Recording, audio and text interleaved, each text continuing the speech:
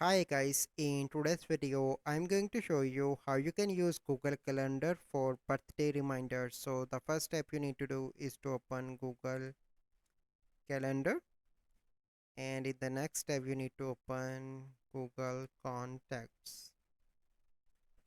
Open that website and open here Google Contacts. Okay, so once you open, that is Google Calendar. Now you need to check this box birthday. Okay, and then you need to come here on to the Google Contacts and create contact.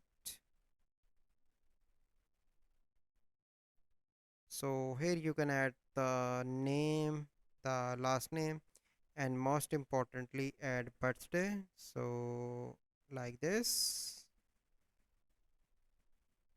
and click on save. Once you done that, you need to come here and check my check this box, and after that you can see every person birthday in your friends on this Google Calendar. So this is the process how you can use Google Calendar for birthday reminders. So I hope you find this video helpful. If you find this video helpful, must like this video, subscribe to our YouTube channel for future videos. We'll see you in the next video. Thank you. Have a good day.